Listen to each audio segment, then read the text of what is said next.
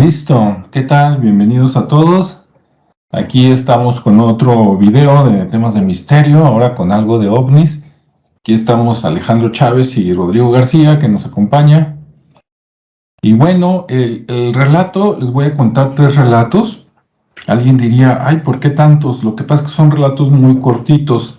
Estos relatos son sacados del catálogo que se llama 200 eventos UFO en España y Portugal, del autor Vicente Juan Ballester Olmos, que es un ufólogo allá en España, quien ha colaborado con CUFOS en su página cufos.org durante el siglo XX. Y bueno, vamos a ver los relatos. Muchos relatos de ovnis verídicos no son espectaculares.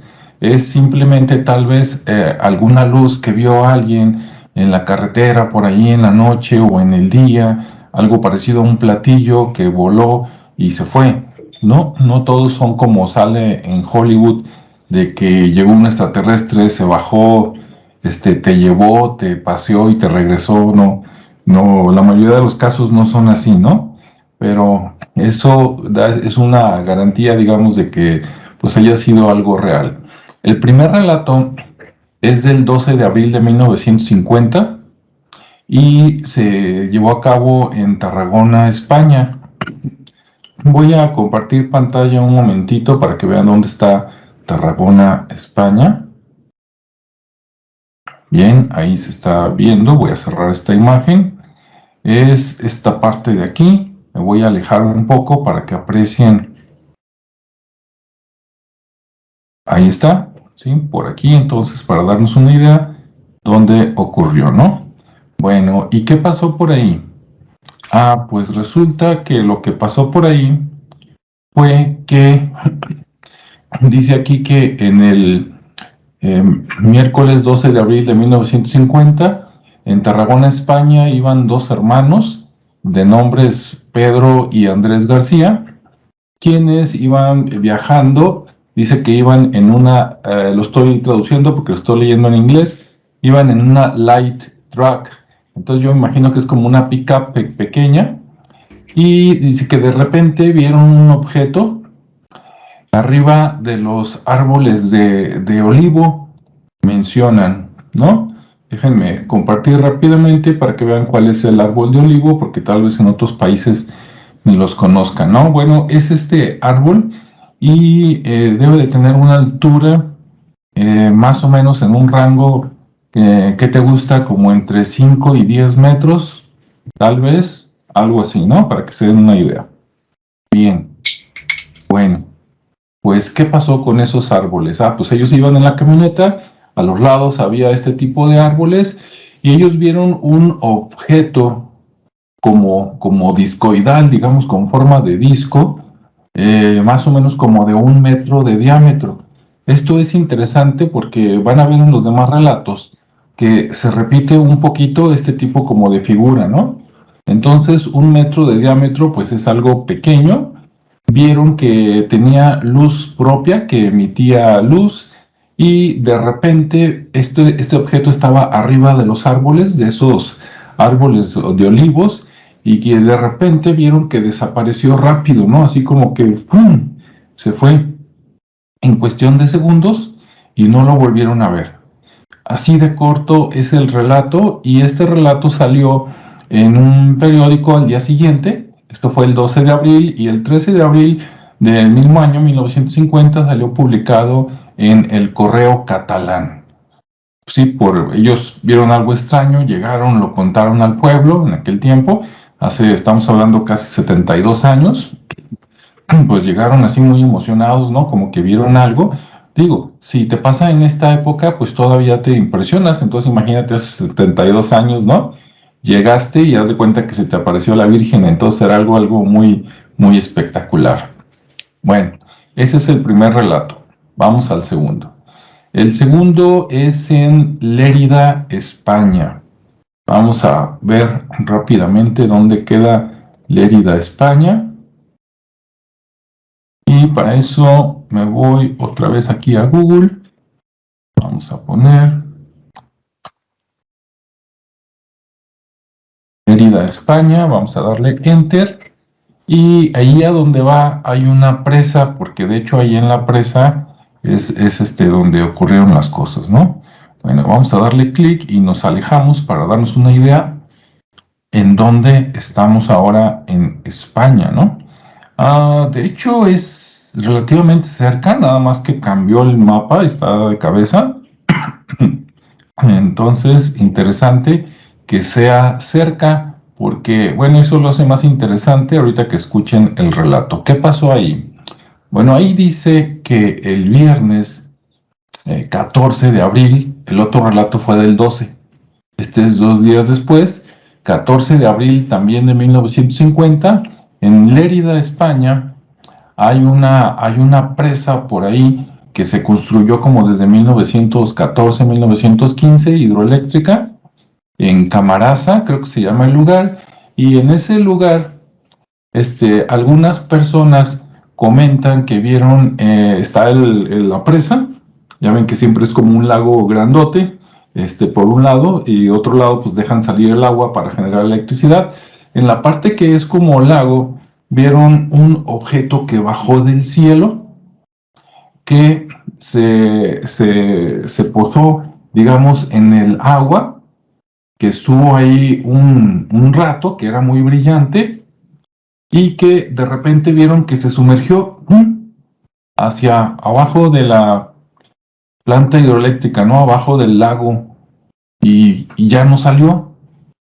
Entonces, pues a la gente le llamó mucho la atención de que, oye, estamos hablando 14 de abril de 1950, hace, les digo, casi 72 años, ver que llega un objeto volando que se pone sobre el agua, y dices, ah, caray, y que luego se sumerge, o sea, no se hunde, ¿no? Se sumerge, señal de que en algún momento probablemente volvió a salir.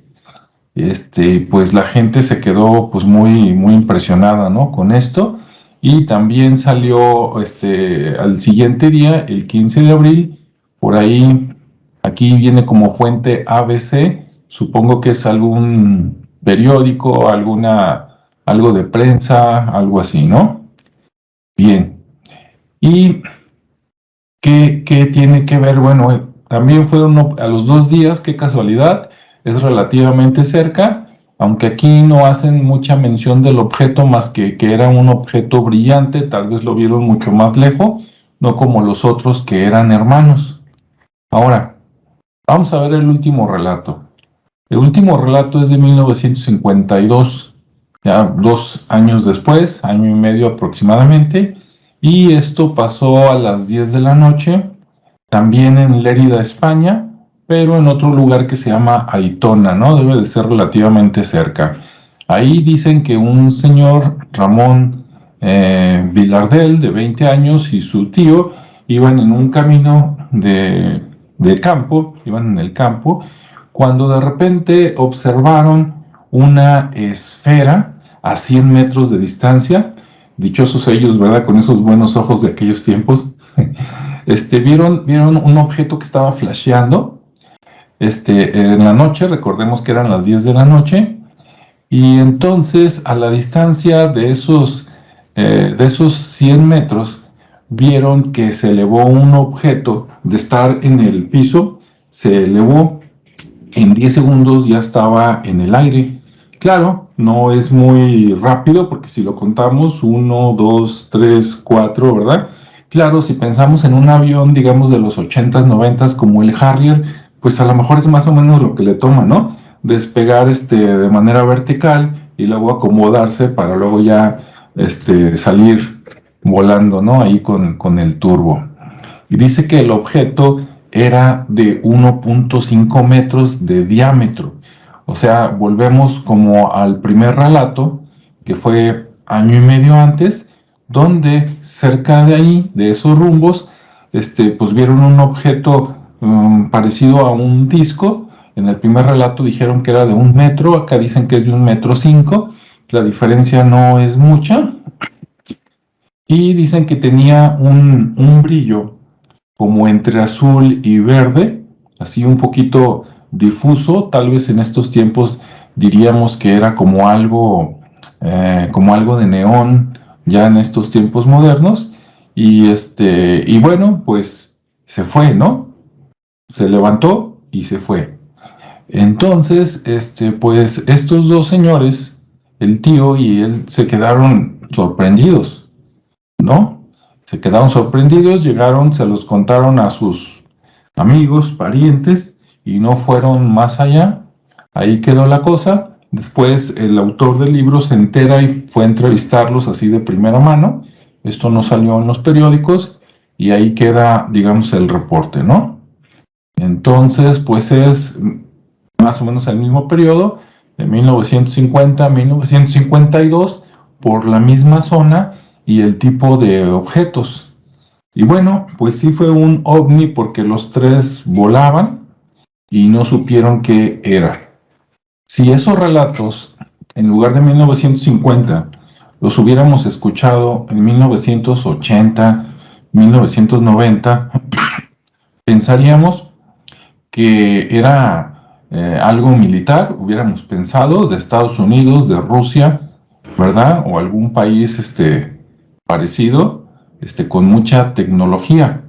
Pero volviendo a que estamos hablando de los años 50, aunque también se platican muchas leyendas, ¿no? Hay mucha información por ahí de que, bueno, estamos prácticamente a 5 años de cuando se acabó la Segunda Guerra Mundial, y se cuenta que, pues, por ejemplo, los alemanes dicen que estaban muy avanzados en cohetes. De hecho, la NASA de Estados Unidos de alguna manera se funda trayéndose, ¿no?, de contrabando a todos los ingenieros militares y aeronáuticos que tenían los alemanes, y de ahí se formó lo que era la NASA. Y entonces esto te pone a pensar, ¿no? Dices, ¿de veras serán visitantes de otros mundos? Tal vez, pero también podría ser que había tecnología muy avanzada de aquí mismo del planeta desde hace como 70 años, ¿no? Y bueno, esos son los relatos. Vamos a ver aquí qué opina Rodrigo. ¿Cómo ves las historias, Rodrigo? Bueno, de entrada, ¿no se oye doble? Ok. No. La cuestión que me llama la atención es primero el antropocentrismo, ¿no? Si nos vamos al periodo histórico en tiempos esclavistas de las grandes culturas, pues una persona no tenía derecho o poder para moverse de un lado para otro. O sea, nacías en una ciudad, te quedabas en una ciudad, y si eras esclavo ni siquiera salías de la casa, pues no te daban permiso. Ya durante el feudalismo, la Edad Media, pues eras un siervo, no eras un señor feudal, no te ibas a ir a las cruzadas, te ibas a quedar ahí en tu territorio, nada más. Durante la Revolución Industrial, durante la Ilustración, bueno, antes de la Ilustración, el Renacimiento, la Revolución Industrial, pues ya se ampliaron un poquito más los mapas y ya tenías la posibilidad de viajar un poco. Sin embargo, los recursos estaban muy limitados, o sea, no todo el mundo podía viajar. De hecho, era una de las características de los terratenientes y de los ricos de ese entonces, de que ellos tenían la posibilidad de viajar y comerciar y todo lo demás, pero el resto de las personas no. Fue hasta el siglo XX prácticamente, con las famosas guerras, la Primera Guerra Mundial, la Segunda Guerra Mundial, que grandes cantidades de personas empezaron a moverse y a migrar, empujados por la guerra o participando en la guerra. Entonces, bueno, anteriormente a esta migración tan grande, pues la gente necesitaba creer en algo o creía en algo, y bueno, teníamos que hablar de que como no había mucho campo por fuera, tenían que pensar en el vasto infinito que tenemos por dentro, o sea, una visión hacia el interior. Pero ya después de la Segunda Guerra Mundial, donde literalmente el mundo se desdibujó y se redibujó, con fronteras nuevas, con nuevas potencias, con la posibilidad de moverse, viajar, con artefactos de guerra increíbles. Digo, las bombas B1 y B2 de Alemania, desde Alemania se dispararon y fueron a dar hasta Inglaterra, y qué tuvieron que hacer para que no pegaran en los blancos. O sea, ya estamos hablando de cientos o miles de kilómetros de distancia. Las flotas de Estados Unidos que se movieron de Estados Unidos a la mitad del Pacífico, allá a Hawái, de Hawái a la mitad del espacio que existe entre Hawái y el resto de Asia. O sea, ya estamos hablando de la posibilidad de viajar a grandes cosas. Entonces, literalmente se abre el panorama y ya puedes voltear hacia afuera. Yo no digo que en las culturas antiguas o en la Edad Media o cualquier otra cosa de estos periodos históricos no se volteara hacia el cielo. Al contrario, las culturas antiguas siempre estuvieron volteando hacia el cielo. Sin embargo, bueno, eran siempre vaticinios, eran luces, eran dioses, eran espíritus, eran augurios, eran ese tipo de cosas que tienen su referencia en base a lo propio, ¿no? Veo un cometa, nuestra cultura va a padecer, o veo un cometa, nuestra cultura, nuestro pueblo va a mejorar. O sea, tiene que ver conmigo, con lo que yo pasa. Sí, eso es antropocentrismo. Y luego cuando ya tenemos una Segunda Guerra Mundial y el mundo literalmente, insisto, cambió en sus fronteras, en su forma, en su manera de desplazarse, pues ahora ya puedo voltear hacia afuera, que creo que es parte de lo que estamos viviendo ahorita, que ya no queremos voltear hacia adentro. Pero bueno, ya volteando hacia afuera, tú dices, ok, veo algo en el cielo. Sé que existen máquinas voladoras, se llaman aviones, desde 1914 aparecieron por ahí ya en la Primera Guerra Mundial en forma, ¿cómo se llama?, de uso común. Así que bueno, pues un árbol, pero de 1 metro, de 1,5 metros, que se levantaban en posición vertical. Ahora, como dices tú, bueno, si hubiera pasado un tiempo después, si el día de hoy hubiera pasado, tú dirías, es un dron, o sea, ya es común. No es inusual, pero para 1950 pensábamos que pues, no existía ese tipo de tecnología. Por lo tanto, el avistamiento básicamente se basa en 2 cosas. Uno, el antropocentrismo, es decir, es de 1,5 metros, probablemente solo quepa una persona, o ni siquiera una persona. Entonces, si lo mido con respecto a mi propio tamaño, digo, bueno, pues es solamente uno, pero ¿quién me dice que lo que está adentro tiene mi tamaño? Y la segunda situación es, a ver, pues si ya se encargaron de desdibujarme al Dios, se encargaron de desdibujarme en el espíritu, se encargaron de desdibujarme, o sea, si ya caímos en el materialismo más puro, pues entonces ahora tengo que pensar que si es posible viajar de un país a otro, también será posible viajar de un planeta a otro, ¿no? Las grandes teorías astrofísicas, que son del periodo de finales del siglo XIX y del siglo XX, pues ya hablaban de la existencia de otros planetas y otras estrellas, aunque también se decía, pues son distancias muy grandes, ¿no? Voy de nuevo, es antropocentrismo, volver a pensar, pues entonces tiene que ver con una civilización extraña o tiene que ver con la naturaleza humana. Y la verdad es que para los conocimientos, técnicas y aplicaciones que se daba la tecnología en ese entonces, tienes que pensar, es de fuera, porque pues aquí no hay nada de eso. ¿Sí? Eso más o menos es lo que me surge. Así es, pues llegamos a eso, ¿no? O sea, volvemos y dices, bueno, como comercialmente o lo que se conocía o lo que se conoció hasta la guerra, en teoría no era tan avanzado, de repente ves eso y dices, eso no es de aquí, ¿no? Eso se queda pensando uno. Claro, también no dudes que alguno de estos testigos, ahí no lo menciona, ¿no? Pero que a lo mejor haya dicho, ay, hombre, esto es cosa del diablo, ¿no? Porque también se le pueden atribuir, ¿no? A Sí, claro. a seres extraños. A mí lo que me deja pensando sería la tercera posibilidad. No digo que no sea, como tú dices, que no sea de este mundo, a lo mejor sí era de otro lado en aquellos tiempos, pero si no fuera, imagínate lo increíble de la tecnología que dices, pues de qué país era, ¿no? No sé si has visto o leído o ambas. Bueno, a mí siempre me gustó la Segunda Guerra Mundial respecto a los aviones. Algún día platicamos de por qué. Pero la cuestión es que los últimos aviones de Alemania que eran experimentales, los Messerschmitt, ya eran aviones de reacción. O sea, no eran de motores, de hélices, eran aviones de reacción. Sí. Y hay por ahí algunas referencias, algunos documentos de aviones que tenían forma de platillo. O sea, de aeronaves que tenían forma de platillo, que eran experimentales, que era lo que tú quieras, bueno, pero ya tenían esa forma.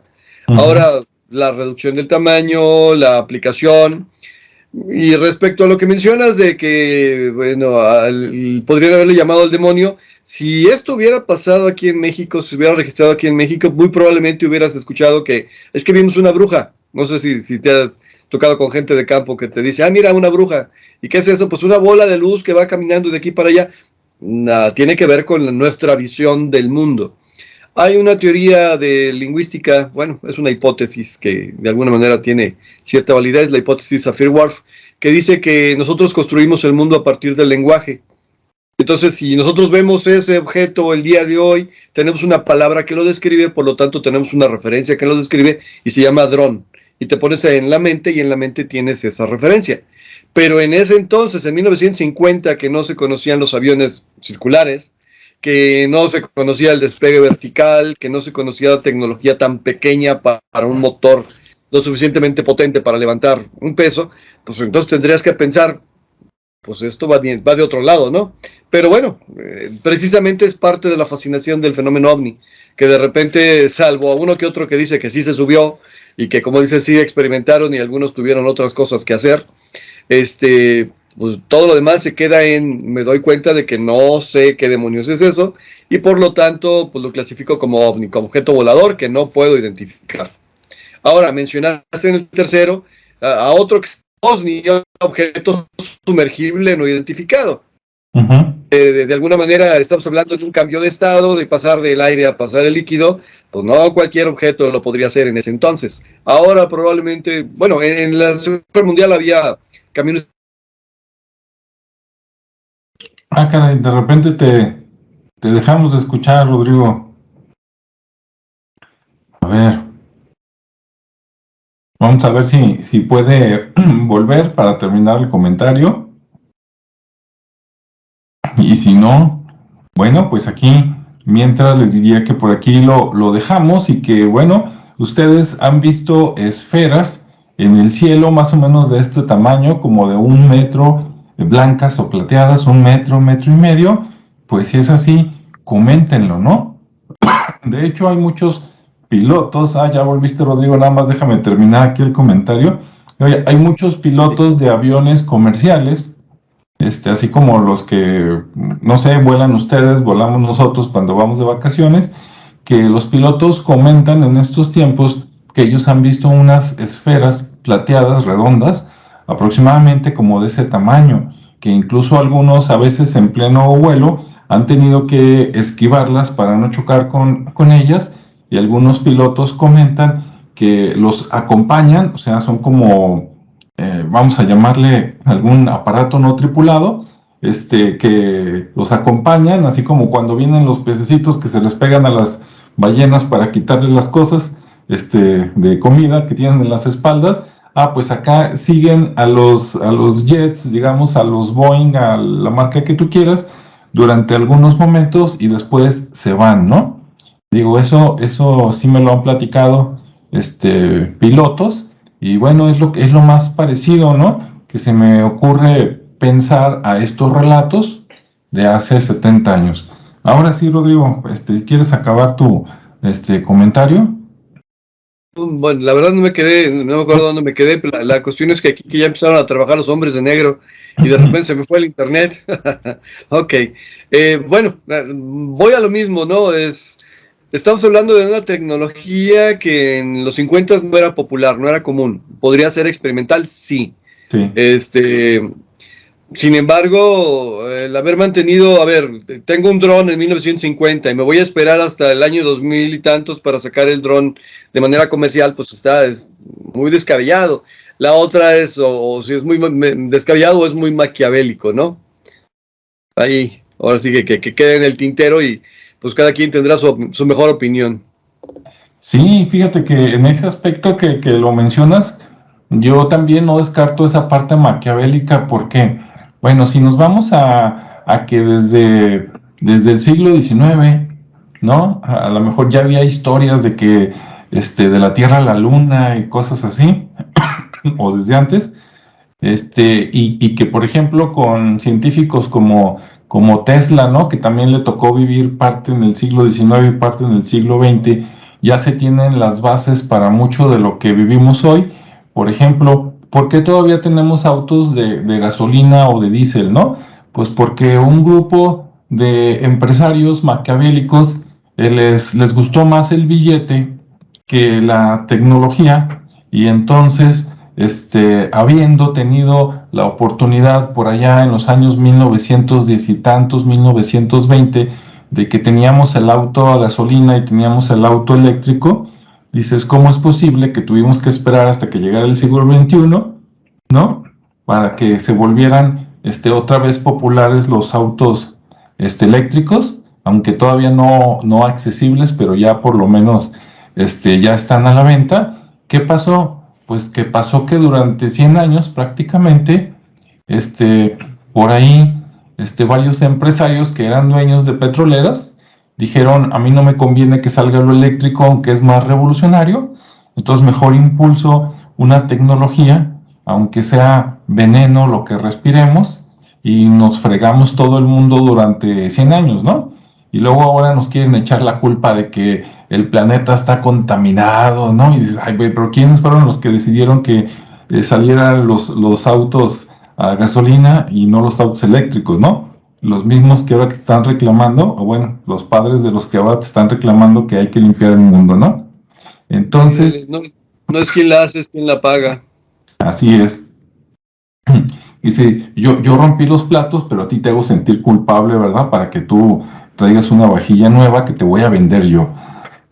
Más o menos por ahí va la historia. Entonces, a eso me voy, ¿no? De que si esos mismos empresarios, por un lado, detienen el progreso de la humanidad, pero por otro lado se apropian de esos conocimientos internamente, a lo mejor ellos pues sí tienen digamos a los hombres de negro, como decías tú, trabajando y desarrollando esa tecnología que a la gran mayoría de la humanidad no le permitieron tenerla y desarrollarla para que siguieran comprándole sus cochinadas, pero ellos sí lo desarrollaron internamente para que ya cuando se acabe el petróleo, por decir algo, entonces sí te lo vendo y entonces sí, y entonces a lo mejor esas bolas blancas pues pudieron haber sido resultado de tecnología avanzada oculta, ¿no? Podría ser. La cuestión es, ahora sí que nuestro antropocentrismo se expandió. De la misma forma como pensamos que somos especiales en el universo antes porque éramos hijos de Dios, después porque éramos seres pensantes y ahora porque somos un milagro en el universo porque no es fácil que se dé la vida, pues también nos damos cuenta de que existen otros lugares del universo donde se podría dar la vida. No sabemos si existe o no existe, no nos consta, nosotros. Pero a lo mejor en otras personas sí, y a lo mejor si otras personas han tenido contacto o por lo menos conocimiento y bueno, vamos de nuevo, están guardándose el secreto para cuando les convenga soltarlo. Aquí ya tendríamos que meternos en teorías de la conspiración, pero es la verdad, ya tenemos la capacidad de, por ejemplo, colonizar la Luna, o lo que se está buscando actualmente, poner una colonia en Marte. Hay quien dice que ya existe la colonia, bueno, pues si así fuera, seguimos en el proceso maquiavélico de manipulación, pero por lo menos tecnológicamente y por lo menos en recursos sí tenemos esa capacidad. Al final nos estaremos encontrando poco a poco con la verdad, y en 1950 pues era una luz en el cielo, ¿no? Era un objeto metálico con forma de plato o un objeto circular. Hoy conozco gente que todavía platica que vio ese tipo de luces, que eran inexplicables, que eran las situaciones. Bueno, al final siguen siendo ovnis porque no se puede detectar, pero gente con conocimiento de la tecnología actual sigue hablando de lo mismo, quiere decir que algo debe haber. Sí, muy bien. Pues listo, entonces pues estas fueron las 3 historias, los comentarios, ¿no? Agarrando un poquito de las posibilidades, y pues los que nos están viendo pongan sus comentarios si se han encontrado algo parecido, si ustedes lo han visto, pues para que nos escriban aquí abajo en los comentarios y entre todos pues aprender más de los que sí les ha pasado, ¿no? Sería interesante. Y bueno, pues eso es todo. Esperemos que les haya gustado. Nos vemos en el siguiente. Hasta luego, Rodrigo. Hasta luego, gracias.